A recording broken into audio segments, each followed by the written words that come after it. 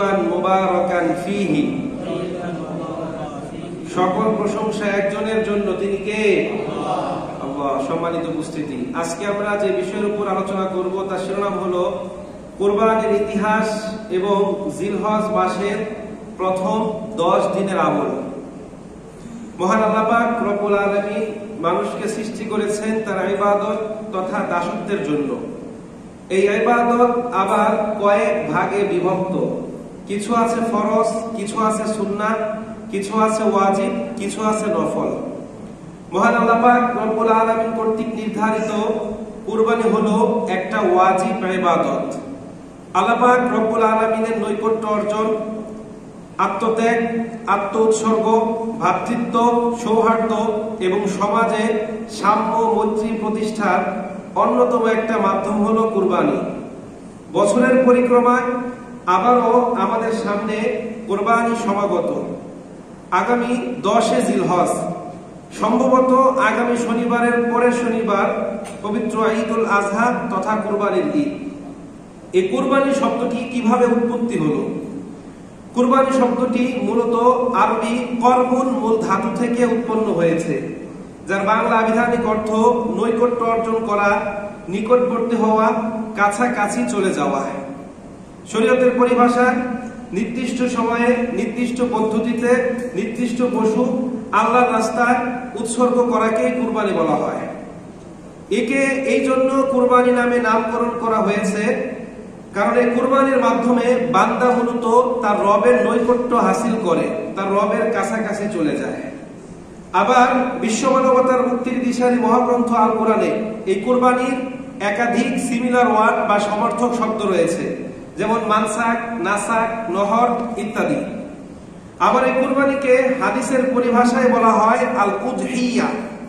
উযহিয়া শব্দটি এক বচন, বহু বচন হচ্ছে আদহি, যার আবিধানিক অর্থ আল্লাহ পাক রব্বুল আলামিনের সন্তুষ্টি অর্জনের জন্য কোনো কিছু উৎসর্গ করা। পৃথিবীতে মানব জাতির ইতিহাস যতটা পুরনো, কুরবানির ইতিহাসও ঠিক ততটাই পুরনো।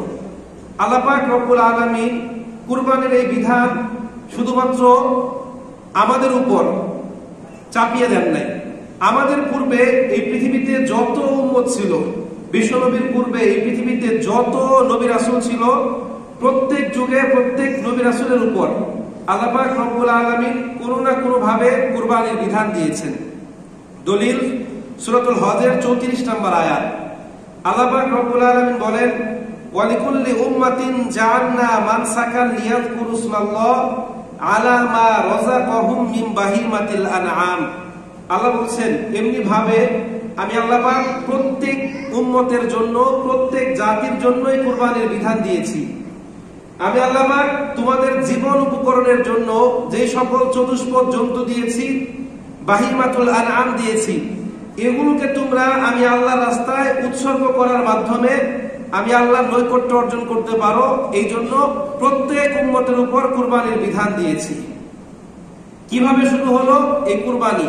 এর পিছনে একটা হিস্টোরিক্যাল ব্যাকগ্রাউন্ড বা ঐতিহাসিক প্রেক্ষাপট আছে। আমরা সবাই কম বেশি কুরবানির ইতিহাস জানি, এরপরও আবার ঈদের আগে আমরা নতুন করে জানি। কেন?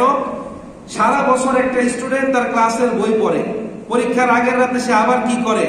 রিভাইজ দেয়, রিভিশন দেয়, ঠিক কিনা? কেন? পরীক্ষায় যেন কোনো প্রকার ভুল ত্রুটি না হয়, সে যেন নির্ভুলভাবে উত্তর লিখতে পারে। তো আমরা সবাই কম বেশি কুরবানির ইতিহাস জানি, এরপরও জানতে হবে কেন? যাতে করে মানুষ কুরবানির ইতিহাস শোনার পর কুরবানি করতে আগ্রহী হয়, উৎসাহী হয়, তাদের মনের মধ্যে যেন উদ্দীপনা সৃষ্টি হয়। আবার কুরবানি সংক্রান্ত যে মাসলা মাসাইলগুলো আছে, এগুলো যেন আমরা আবার নতুন করে জেনে নিজেদের অন্তরকে শানিত করতে পারি, ঠিক কিনা? সম্মানিত উপস্থিতি, এই পৃথিবীর ইতিহাসে সর্বপ্রথম কুরবানির প্রচলন শুরু হয় কার থেকে? আপনারা জানেন কার থেকে? হযরতে আদম আলাইহিস সালাতু ওয়াস সালামের দুই পুত্র হাবিল এবং কাবিলের মাধ্যমে সর্বপ্রথম পৃথিবীতে কুরবানির প্রচলন শুরু হয়। আল্লাহ পাক রব্বুল আলামিন এই ঘটনা অত্যন্ত চমৎকার ভাবে কোরআনে উল্লেখ করেছেন। বিশ্বনবীকে বলেছেন সে যেন তার উম্মতের মাঝে যথাযথভাবে কুরবানির এই ঘটনাকে বর্ণনা করেন। সূরাতুল মাইদা 27 নম্বর আয়াত। আল্লাহ পাক রব্বুল আলামিন বলছেন, ওয়াতলু আলাইহিম নাবা আবনাই আদম বিল হক ইয কররাবা কুরবানান ফাতুকুব্বিলা মিন আহাদিহিমা ওয়া লাম ইউতাকাব্বাল মিনাল আখার ক্বালা লা আকতুলান্নাকা ক্বালা ইন্নামা ইয়াতাকাব্বালুল্লাহু মিনাল মুত্তাকিন। আল্লাহ পাক বলছেন, হে আমার প্রিয় হাবিব, ওয়াতলু আলাইহিম নাবা আবনাই আদম বিল হক, আপনি আপনার উম্মতের মাঝে আদমের দুই পুত্রের ঘটনা যথাযথভাবে বর্ণনা করুন। ইয কররাবা কুরবানান, যখন তারা উভয়ে কুরবানি করেছিল, ফাতুকুব্বিলা মিন আহাদিহিমা, তাদের মধ্যে একজনের কুরবানি আল্লাহ পাক রব্বুল আলামিন কবুল করেছিল, ওয়া লাম ইউতাকাব্বাল মিনাল আখার, আরেকজনের কুরবানি আল্লাহ পাক কবুল করেন নাই। ক্বালা লা আকতুলান্নাকা, যার কুরবানি আল্লাহ পাক কবুল করে নাই সে তার ভাইকে বলল, অবশ্যই অবশ্যই আমি তোমাকে হত্যা করব। তার কথার উত্তরে ছোট ভাই তাকে বলল, ইন্নামা ইয়াতাকাব্বালুল্লাহু মিনাল মুত্তাকিন, আল্লাহ পাক রব্বুল আলামিন শুধুমাত্র তাদের কুরবানি কবুল করে যারা তাকওয়া অবলম্বন করে, আল্লাহকে ভয় করে, আল্লাহ পাক রব্বুল আলামিনের আদেশ নিষেধগুলো যথাযথভাবে মেনে চলে। এই ঘটনা অত্যন্ত চমৎকার ভাবে আল্লাহ পাক রব্বুল আলামিন কুরআনুল কারীমের মধ্যে উল্লেখ করেছেন আমাদেরকে এখান থেকে শিক্ষা গ্রহণ করার জন্য। তো ঘটনা বিস্তারিতভাবে জানতে হলে আমাদের ফিরে যেতে হবে আজ থেকে হাজার হাজার বছর আগে হযরত আদম আলাইহিস সালাতু ওয়াস সালামের কাছে। আল্লাহ পাক রব্বুল আলামিন হযরত আদম আলাইহিস সালাতু ওয়াস সালামকে সৃষ্টি করলেন পৃথিবীর বিভিন্ন জায়গা থেকে মৃত্তিকা সংগ্রহ করে সেই মাটির সারাংশ দ্বারা। এরপর আল্লাহ পাক তার দেহের একটা অংশ থেকে হাওয়া আলাইহিস সালাতু ওয়াস সালামকে সৃষ্টি করলেন। অতঃপর তাদের উভয়ের থেকে আল্লাহ পাক রব্বুল আলামিন বহু নারী পুরুষ পৃথিবীতে ছড়িয়ে দিলেন। আদম এবং হাওয়া আলাইহিস সালাতু ওয়াস সালামদের সন্তান প্রজননের পদ্ধতি ছিল, তারা প্রত্যেকবার এক জোড়া করে সন্তান জন্ম দিত। তাদের মধ্যে একজন ছেলে একজন মেয়ে। তো যারা একই গর্ভে থাকতো, একই সঙ্গে জন্মগ্রহণ করত, তারা পরস্পর সহোদর ভাই বোন হিসাবে পরিগণিত হতো। তো এরপর আবার আরেক জোড়া সন্তান হতো। তো এইভাবে তারা যখন তাদের যৌবন কালে পদার্পণ করে বা যৌবনে উপনীত হয়ে যায়, তখন তো তাদের বিবাহ দেওয়া প্রয়োজন, ঠিক কিনা? তো আদম আলাইহিস সালাতু ওয়াস সালাম যেহেতু পৃথিবীর প্রথম মানব, তার মানে পৃথিবীতে যত মানুষ আছে সবাই কার সন্তান? আদম আলাইহিস সালাতু ওয়াস সালামের সন্তান। এইজন্য আল্লাহ পাক আদম আলাইহিস সালাতু ওয়াস সালামের শরীয়তে বিশেষ এক বিবাহের পদ্ধতি চালু করলেন, যে যারা একই সঙ্গে জন্মগ্রহণ করবে তারা পরস্পর ভাই বোন, তাদের মধ্যে বিবাহ বন্ধন হারাম। এর পরবর্তী বছর যারা জন্মগ্রহণ করবে তারা পরস্পর ভাই বোন, তাদের মধ্যে বিবাহ বন্ধন হারাম। তবে প্রথম বছরের ছেলে দ্বিতীয় বছরের মেয়ে, দ্বিতীয় বছরের ছেলে প্রথম বছরের মেয়ে, তারা পরস্পর বিবাহ বন্ধনে আবদ্ধ হবে। আপনারা বুঝতে পেরেছেন? বুঝেন না এমন কেউ আছে? তো এই নিয়ম অনুযায়ী এক গর্ভে জন্মগ্রহণ করলো কাবিল এবং আকলিমা, তারা দুজন বড়। আরেক গর্ভে জন্মগ্রহণ করলো হাবিল এবং লিওয়াজা। তো নিয়ম অনুযায়ী হাবিলের সঙ্গে আকলিমার আর কাবিলের সঙ্গে লিওয়াজার বিবাহ বন্ধনে আবদ্ধ হওয়ার কথা। তো আকলিমা দেখতে তুলনামূলক সুন্দরী ছিল, যার ফলে কাবিল তার বাবাকে বলল, বাবা আপনি আমার ছোট ভাই হাবিলকে বেশি ভালোবাসেন, এই জন্য আমার সুন্দরী বোন আকলিমাকে তার কাছে বিয়ে দিচ্ছেন। আমরা দুজন একসঙ্গে গর্ভে ছিলাম, একসঙ্গে পৃথিবীতে এসেছি, একসঙ্গে বড় হয়েছি, আমরাই পরস্পরকে বিবাহ করব। আদম আলাইহিস সালাতু ওয়াস সালাম বললেন, না, তোমরা সবাই আমার সন্তান, সবাইকে আমি সমান ভালোবাসি। কাবিল মানতে নারাজ। তখন আল্লাহ পাক রব্বুল আলামিনের পক্ষ থেকে উভয় ভাইকে কুরবানি করার কথা বলা হলো। অর্থাৎ যার কুরবানি আল্লাহ পাক কবুল করবে সেই সঠিক পথে আছে, তার সঙ্গে কি হবে? এই আকলিমার বিবাহ হবে। তো তারা উভয়ে কুরবানির জন্য প্রস্তুতি নিতে লাগলো। হাবিল মূলত পশুপালন করত। সে তার পশুগুলোর মধ্য থেকে মোটা তাজা উৎকৃষ্ট দেখতে চমৎকার একটা ভেড়াকে কুরবানির জন্য প্রস্তুত করলো, দুম্বা। আর কাবিল কৃষিকাজ করত। সে তার কৃষি পণ্যগুলোর মধ্যে সবচাইতে উৎকৃষ্ট ভালো ভালো ফসলগুলো নিজের ঘরে তুললো, বাকি পচা নষ্ট যেগুলো সেগুলোকে কুরবানির জন্য প্রস্তুত করলো। এখন নির্ধারিত দিনে তারা নির্ধারিত স্থানে গিয়ে স্ব কুরবানি উপস্থাপন করলো। এখন বলেন তো কার কুরবানি আল্লাহ পাক কবুল করবে? যে আল্লাহকে ভয় করে সঠিক পথে আছে, ঠিক কিনা? তার কুরবানি আল্লাহ পাক রব্বুল আলামিন কি করবে? কবুল করবে। তো তখন কুরবানি কবুলের যে আলামত, এটা সঙ্গে সঙ্গে প্রকাশিত হয়ে যেত।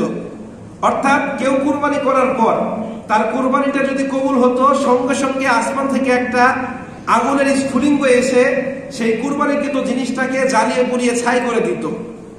তো হাবিল যেহেতু সঠিক পথে ছিল, সে তার অত্যন্ত চমৎকার সুন্দর সর্বোচ্চ ভালো জিনিসটা আল্লাহর রাস্তায় উপস্থাপন করলো। এই জন্য আল্লাহ পাক রব্বুল আলামিন হাবিলের কুরবানি কবুল করলো, আর কাবিলের কুরবানি আল্লাহ পাক রব্বুল আলামিন কবুল করেন নাই, কারণ কাবিল ভুল পথে ছিল, হি ওয়াজ রং সাইড। এই জন্য আল্লাহ পাক তার কুরবানি কবুল করেন নাই। তো হাবিলের কুরবানি যখন কবুল হলো, সে তো কাবিল তো রেগে মেগে ফায়ার, সে তার ভাইকে বললো লা আকতুলান্নাকা, I will must kill you, অবশ্যই অবশ্যই আমি তোমাকে হত্যা করব। তো নির্বোধ মানুষের একটা স্বভাব হচ্ছে, তারা যখন বিচারে হেরে যায়, যুক্তিতে পরাস্ত হয়, তখন তারা মুখ দিয়ে অশ্লীল ভাষায় গালিগালাজ করে এবং বাহুবল প্রয়োগ করে।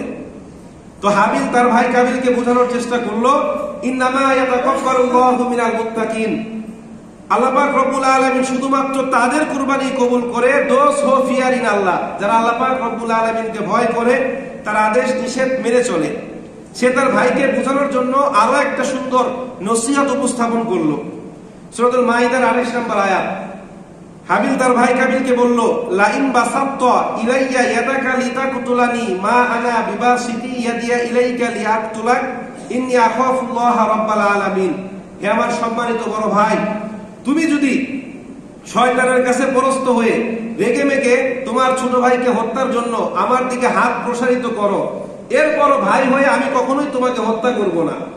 ইন্নী আখাফুল্লাহ রাব্বাল আলামিন, নিশ্চয় আমি জগৎসমূহের রব স্রষ্টা আল্লাহ পাক রব্বুল আলামিনকে ভয় করি। কিন্তু কাবিলের উপর শয়তান ভয় করেছিল, সে তার ভাইয়ের কোনো কথা, কোনো নসিহত শুনলো না, সঙ্গে সঙ্গে কি করলো, তার ভাইকে হত্যা করে ফেললো। এভাবেই পৃথিবীর ইতিহাসে সর্বপ্রথম হত্যাকাণ্ড এবং কুরবানি সংঘটিত হয়। সম্মানিত উপস্থিতি, গত জুমায় আমি আলোচনা করেছিলাম কি নিয়ে, আপনারা কেউ বলতে পারবেন? পর্দা নিয়ে। সেখানে বলেছিলাম যে নারীরা কিভাবে বেপর্দায় চলাফেরা করে, ঘোরাফেরা করে। এর আগের জুমায় আলোচনা করেছিলাম মুসলিম বিশ্বে পশ্চিমা সংস্কৃতির প্রভাব। সেখানে রাসূলের একটা হাদিস বলেছিলাম, সহিহ বুখারী। তিনি বলেছিলেন, আমার উম্মতের জন্য নারীদের চাইতে বড় কোনো ফিতনা আমি রেখে গেলাম না। গত জুমায় পর্দা নিয়ে বয়ান করার পর রুমে গিয়ে ফেসবুকটা ওপেন করলাম, দেখলাম কিছু কিছু নারী আন্দোলন করছে, চেয়েছিলাম হিস্সা, হয়ে গেলাম বেশ্যা। দেখেছেন আপনারা? আমি কিন্তু গত জুমায় আলোচনা করেছিলাম, এটা একটা গত সপ্তাহের ভাইরাল টপিক ছিল। তো আপনারা দেখেন, পৃথিবীর সর্বপ্রথম ফিতনা, সর্বপ্রথম হত্যাকাণ্ড কাকে কেন্দ্র করে সংঘটিত হয়েছে? একজন নারীকে কেন্দ্র করে, ঠিক কিনা? এই জন্য এই নারী জাতি থেকে আমাদের সাবধানে থাকতে হবে। সবার ঘরে মা বোন আছে, তাদের দায়িত্ব কিন্তু আপনার। মা বোনকে কন্ট্রোল করতে হবে, নিয়ন্ত্রণ করতে হবে, পর্দার মধ্যে রাখতে হবে। তো যাই হোক, এভাবেই সর্বপ্রথম পৃথিবীতে কুরবানির সূত্রপাত। কিন্তু বর্তমানে আমরা যে পদ্ধতিতে কুরবানি করি, অর্থাৎ জিলহজ মাসের 10, 11, 12, এটা হচ্ছে আমাদের মুসলিম মিল্লাতের পিতা, মুসলিম জাতির পিতার দেখানো পদ্ধতি অনুযায়ী। আপনারা তো জানেন জাতির পিতা কে? জাতির পিতা কে? হযরত ইব্রাহিম আলাইহিস সালাতু ওয়াস সালাম। আল্লাহ পাক রব্বুল আলামিন তার প্রিয় বন্ধুকে অনেকগুলো পরীক্ষা নিয়েছেন। তার গোটা জীবনটাই ছিল পরীক্ষায় ভরপুর। সম্মানিত উপস্থিতি, সবচেয়ে বেশি ঈমানের পরীক্ষা আল্লাহ পাক রব্বুল আলামিন তার প্রিয় বান্দাদের কাছ থেকে নিয়েছেন। এখন বলেন তো, আসমানের নিচে জমিনের উপরে আল্লাহর কাছে সবচেয়ে প্রিয় বান্দা কারা? আল্লাহর নবী রাসূলরা, ঠিক কিনা? আল্লাহর কাছে কি প্রিয় বান্দা কারা? আল্লাহর নবী রাসূলরা। এমন কোন নবী রাসূল নেই যার থেকে ঈমানের পরীক্ষা নেওয়া হয় নাই। এমন কোন জান্নাতের সুসংবাদ প্রাপ্ত সাহাবী নেই যার থেকে ঈমানের পরীক্ষা নেওয়া হয় নাই। এমন কোন মুমিন বান্দা নেই যার থেকে ঈমানের পরীক্ষা নেওয়া হয় নাই। আর আমরা একটু পরীক্ষা নিয়েই ফ্রাস্ট্রেটেড হয়ে যাই, হতাশ হয়ে যাই, বিচলিত হয়ে যাই, ধৈর্যচ্যুত হয়ে যায়। অনেকে আবার মুখ দিয়ে বলে ফেলেন যে আল্লাহ কি শুধুমাত্র আমাকেই দেখে, আমাকেই কষ্ট দেয়, আর কাউকে কষ্ট দিতে পারে না। এরকম আছে না নাই? আমরা কষ্ট করতে নারাজ, কিন্তু ফল ভোগ করতে রাজি আছি, ঠিক কিনা? মানে কষ্ট না করে ফল পেতে চাই। এই জন্য কবি বলেন, কাটা হেরি ক্লান্ত কেন কোমল তুলিতে, দুঃখ বিনা সুখ লাভ হয় কি মোহিতে। পৃথিবীতে আপনি যা কিছুই অর্জন করতে চান, আপনাকে কি করতে হবে? পরিশ্রম করতে হবে, কষ্ট করতে হবে। ঠিক তদ্রূপ আপনি জান্নাত উপার্জন করতে গেলেও আপনাকে কি করতে হবে? কষ্ট করতে হবে। এখন আপনাদের বোঝানোর স্বার্থে বলছি, বর্তমানে আমাদের দেশে সবচাইতে ডিমান্ডেবল, সবচাইতে সম্মানিত দুইটা পেশার নাম বলেন তো আপনারা। সবচাইতে সম্মানিত পেশা কোনগুলো? আচ্ছা আমি বললাম, ধরেন ডাক্তার, আবার ধরেন যারা সিভিল সার্ভিসে চাকরি করে তারা। এখন এই যে দুইটা শ্রেণী বা দুইটা পেশার মানুষ, সবাই কি চাইলে এই দুইটা পেশায় যেতে পারে? বলেন যেতে পারে? আপনাদেরকে বোঝানোর জন্য বলছি, প্রত্যেক বছর আমাদের দেশে এইচএসসি বা উচ্চ মাধ্যমিক পরীক্ষায় অংশগ্রহণ করে 14 থেকে 16 লাখ শিক্ষার্থী। তো এদের মধ্যে পাশ করে 12 থেকে 13 লাখ শিক্ষার্থী। এদের মধ্যে 3টা বিভাগ থাকে, সায়েন্স, কমার্স, আর্টস, অর্থাৎ বিজ্ঞান, ব্যবসা শিক্ষা, মানবিক শিক্ষা। তো সায়েন্সের স্টুডেন্ট থাকে ধরেন 3 লাখের মতো। এদের মধ্যে এ প্লাস পায় 80 থেকে 90 হাজার। এরা সবাই মোটামুটি মেডিকেলে আবেদন করে, ভর্তি পরীক্ষা দেয় 1,10,000 থেকে 1,20,000। তো এদের মধ্যে পাশ করে কতজন? 4,500 থেকে 5,500, এর বেশি না। 4,500 থেকে 5,500 শিক্ষার্থী পাশ করে। এখন এরা সবাই কি মেডিকেলে ভর্তি হতে পারে? ভর্তি হতে পারে? ভর্তি হতে পারে কতজন? 2,000 থেকে 2,200 জন। তাহলে দেখেন, পাশ করার পরও মেডিকেলে ভর্তি হতে পারে না। তো এই 2,000 থেকে 2,200 জন এরা 4 বছর মেয়াদী গ্রাজুয়েশন কমপ্লিট করে, এরপর পোস্ট গ্রাজুয়েশন করে, এরপর ইন্টার্নশিপ করে ছোটখাটো একজন ডাক্তার হয়। বড় ডাক্তার হতে হলে তাকে আরো অনেক পড়াশোনা করতে হয়। পৃথিবীর বড় বড় দেশের বড় বড় মেডিকেল কলেজ, বিশ্ববিদ্যালয় থেকে কি করতে হয়? ডিগ্রি আনতে হয়। এখন আমি আপনাদের ইমাম সাহেব, সম্মানিত ব্যক্তি, আমি ডাক্তারি পড়ি নাই। এখানে যদি একটা হসপিটাল দিয়ে আমি হার্টের চিকিৎসা করতে চাই, আমার পিঠের চামড়া থাকবে? বলেন থাকবে? আবার যদি আপনি বিসিএস ক্যাডারের কথা বলেন, যারা সিভিল সার্ভিসে জব করে, তাদেরকে অনেকগুলো ধাপের মধ্য দিয়ে যেতে হয়। তাদেরকেও এইচএসসি পরীক্ষায় অংশগ্রহণ করতে হয়। এরপর তারা 4 বছর মেয়াদী গ্রাজুয়েশন কমপ্লিট করে, এরপর প্রিলিমিনারি পরীক্ষা দেয়। সেখানে 200 মার্ক, বাংলা, বাংলা সাহিত্য, ইংরেজি, ইংরেজি লিটারেচার, এরপর দৈনন্দিন জীবনে বিজ্ঞান, প্রযুক্তি, এরপর সুশাসন, নৈতিকতা, বিভিন্ন বিষয় তারা 200 মার্কের প্রিলি দেয়। প্রিলিতে উত্তীর্ণ হওয়ার পর 900 মার্কের রিটেন, এরপর তারা ভাইবা দেয়, এরপর পুলিশ ভেরিফিকেশন, এরপর মেডিকেল টেস্ট। তারপর যারা পাশ করে এদের মধ্যে সবাই কিন্তু ক্যাডার পায় না। যে কয়টা পদ খালি থাকে শুধুমাত্র সেই কয়জন ক্যাডার পায়। বাকিদের ভাগ্য ভালো থাকলে অনেকে নন ক্যাডার পায়, অনেকে পায় না, ঠিক কিনা? এরপর সে বিসিএস পাস করার পর 9ম গ্রেডে জয়েন করে। সেখান থেকে সে সহকারী সচিব, অথবা সিনিয়র সহকারী সচিব, এরপর সে উপসচিব, যুগ্ম সচিব, অতিরিক্ত সচিব, সচিব, সিনিয়র সচিব। কারো ভাগ্য ভালো থাকলে সে ক্যাবিনেট সেক্রেটারি বা মন্ত্রী পরিষদ সচিব হতে পারে। এই পর্যন্ত আপনারা সবাই বুঝতে পেরেছেন? এখন কোন ছাত্র যদি কোনোদিন স্কুল, কলেজ, বিশ্ববিদ্যালয়ের বারান্দায় না গিয়ে সে যদি ডাক্তার হতে চায়, ক্যাবিনেট সেক্রেটারি হতে চায়, হতে পারবে? আপনাদের বিবেক কি বলে হতে পারবে? আমি থিওলজি বা ধর্মতত্ত্বের স্টুডেন্ট, আমি যদি ডাক্তার হতে চাই হতে পারবো? জুড়ে বলেন, হতে পারবো? এখন আপনি ইসলামের পরিপূর্ণ বিধিবিধান মানেন না, আপনার ভিতরে আকাইদ নাই, আপনার ভিতরে ইসলামের বিধিবিধান নাই, আপনি হালাল হারাম মেনে চলেন না, আল্লাহর পূর্ণাঙ্গ আনুগত্য করেন না, আপনি আপনার পরিবার বেপরদায় চলে।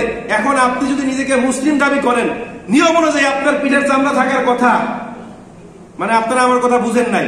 আপনি ঠিক মতো নামাজ পড়েন না, আপনার পরিবার পর্দা করে না, হালাল হারাম মেনে চলেন না। এখন আপনি যদি নিজেকে পাক্কা ইমানদার দাবি করেন, আপনি কি পাক্কা ইমানদার হতে পেরেছেন? জান্নাত দাবি করেন, জান্নাত পাবেন? মানে আপনাদের যুক্তিতেই আপনারা কি হয়ে যান? পরাস্ত হয়ে যান। সম্মানিত উপস্থিতি, জান্নাত আমাদের কারো মামা বাড়ির সম্পদ নয় যে নানি বাড়িতে গেলাম আর বললাম মামি আর নানি আকাশ থেকে পেরে দিল। এত সহজ নয়। আল্লাহ পাক রব্বুল আলামিন সূরাতুল আনকাবুতের 2 নম্বর আয়াতের মধ্যে বলছেন, আহসিবান নাসু আইয়ুতরাকু আইয়াকুলু আমান্না ওয়া হুম লা ইফতানুন। মানুষ কি মনে করে আমি ঈমান এনেছি, এই কথা বললেই সে পার পেয়ে যাবে, তাকে আর কোনো পরীক্ষা দেওয়া লাগবে না? কখনোই নয়। কারণ যারাই দুনিয়া থেকে জান্নাত অর্জন করেছে তারা পরীক্ষায় উত্তীর্ণ হয়ে এরপর কি করেছে? জান্নাত অর্জন করেছে। যার পরীক্ষা যত কঠিন তার সম্মান তত বেশি না কম? আপনারা আমার কথা বুঝেন না? সবাই বলেন সম্মান বেশি না কম?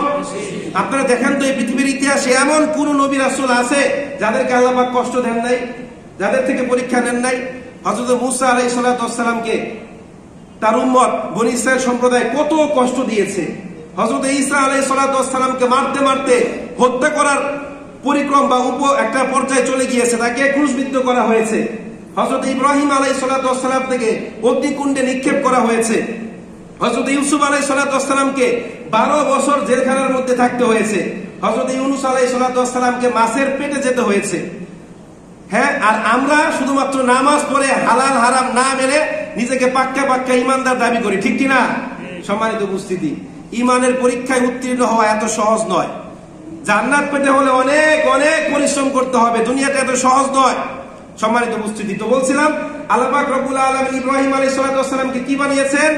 জাতির পিতা। জাতির পিতা কোনো ভুগিচুকি বিষয় নয়। জাতির পিতাকে সামনে থেকে নেতৃত্ব দিতে হয়, তাকে ঈমানের পরীক্ষায় উত্তীর্ণ হতে হয়। আল্লাহ পাক রব্বুল আলামিন সূরাতুল বাকারার 124 নম্বর আয়াতের মধ্যে বলছেন, ওয়াইদিব তালা ইব্রাহিম রব্বুহু বিকালিমাতিন ফাতাম্মাহুন্না ক্বালা ইন্নী জাইলুকা লিন-নাসি ইমামা। আর স্মরণ করো সেই সময়কে যখন ইব্রাহিমের রব ইব্রাহিমকে কয়েকটা পরীক্ষার সম্মুখীন করেছিলেন। প্রত্যেকটা পরীক্ষায় ইব্রাহিম ফার্স্ট ক্লাস ফার্স্ট পেয়ে উত্তীর্ণ হলেন। আল্লাহ পাক বললেন, ইন্নী জাইলুকা লিন-নাসি ইমামা, নিশ্চয় আমি তোমাকে জাতির নেতা বানাতে চাই, জাতির ইমাম বানাতে চাই। আল্লাহ পাক রব্বুল আলামিন সূরাতুল বাকারার 131 নম্বর আয়াতের মধ্যে বলেন, ইয ক্বালা লাহু রাব্বুহু আসলিম ক্বালা আসলামতু লিরাব্বিল আলামিন। আল্লাহ যখন বললেন, হে ইব্রাহিম আসলিম, তুমি আত্মসমর্পণ করো, ইব্রাহিম বললেন, আসলামতু লিরাব্বিল আলামিন, আমি জগৎসমূহের প্রতিপালক রব আল্লাহ পাক রব্বুল আলামিনের কাছে আত্মসমর্পণ করলাম। এখন আপনাদেরকে প্রশ্ন করি, ইসলাম শব্দের অর্থ কি? শান্তি। সুন্দর। ইসলাম শব্দের অর্থ কি? আমাদের বইগুলোতে এটাই লেখা। ইসলাম শব্দের প্রকৃত অর্থ হচ্ছে আত্মসমর্পণ করা। বলেন তো ইসলাম শব্দের অর্থ কি? জোরে বলেন, ইসলাম শব্দের অর্থ কি? আমাদের শেখানো হয় ইসলাম শব্দের অর্থ শান্তি। যারা ইসলাম ধর্ম গ্রহণ করবে এরা শান্তিতে নামাজ পড়বে আর ঘোরাফেরা করবে, আর কোনো কাজ নাই। গান বাজনা হলে বাধা দিতে পারবে না, কোনো প্রকার বেপরদায় চলাফেরা করলে তাদেরকে কেউ কিছু বলবে না, তারা শুধুমাত্র নিজেরা নামাজ পড়বে আর মাথা নিচু করে চলবে, এটাই ইসলাম, ঠিক কিনা? এই জন্য বই পুস্তকে লেখা ইসলাম শব্দের অর্থ শান্তি। ইসলাম শব্দের অর্থ হচ্ছে, মূল অর্থ হচ্ছে আত্মসমর্পণ করা। বলেন ইসলাম শব্দের মূল অর্থ কি? আসলামা ইয়াসলিমু শব্দের অর্থ হচ্ছে আত্মসমর্পণ করা বা করবে। তাহলে মুসলিম শব্দের অর্থ কি? আত্মসমর্পণকারী। মুসলিম শব্দের অর্থ কি? এখন আত্মসমর্পণ মানে কি? আপনাকে পুলিশ অ্যারেস্ট করলো বা আপনাকে পুলিশ ঘোষণা দিয়ে বললো, হ্যাঁ সন্ত্রাসী উমুক, তুমি আত্মসমর্পণ করো। এখন আপনি হাত দুইটা বের করে এভাবে তার সামনে নিজেকে সঁপে দিলেন। আত্মসমর্পণ শব্দটাকে যদি আমরা বিশ্লেষণ করি তাহলে হয় আত্মযোগ সমর্পণ, অর্থাৎ নিজেকে কারো কাছে সোপর্দ করা, ঠিক কিনা? আপনি পুলিশের কাছে আত্মসমর্পণ করলেন মানে কি? তার কাছে আপনি নিজেকে হস্তান্তর করলেন, ঠিক কিনা? নাকি আমি ভুল বললাম? এখন তার কাছে হাত উঠিয়ে এভাবে আত্মসমর্পণ করার পর যদি আপনি পিছনের দিকে উল্টা দৌড় মারেন, পুলিশ কি করবে? ক্রস ফায়ার করবে। কি করবে? আমি কি ভুল বললাম? এখন আল্লাহর কাছে নিজেকে মুসলিম পরিচয় দিয়ে আত্মসমর্পণ করার পর যদি আপনি আবার পিছনের দিকে দৌড় মারেন তাহলে আপনার অবস্থা কি হবে? ভালো না খারাপ? আপনি নিজেকে বললেন যে হ্যাঁ আসলামতু লিরাব্বিল আলামিন, আমি আল্লাহর কাছে আত্মসমর্পণ করলাম, নিজেকে মুসলিম পরিচয় দিলেন। এরপর ঘুষ খেলেন, সুদ খেলেন, স্ত্রী বেপরদায় চলাফেরা করলো, যা ইচ্ছা তাই করলেন, নাচ গানে গেলেন, আপনি কিভাবে মুসলিম হলেন বলেন তো? মুসলিমের বিপরীত শব্দ কি? কাফের বা মুনাফিক, যেটাই বলেন। তাহলে কি আল্লাহর কাছে আত্মসমর্পণ করার পর যদি আপনি পিছনের রাস্তায় ফিরে যান, আপনি কি আর মুসলিম থাকবেন? মুসলিম থাকবেন?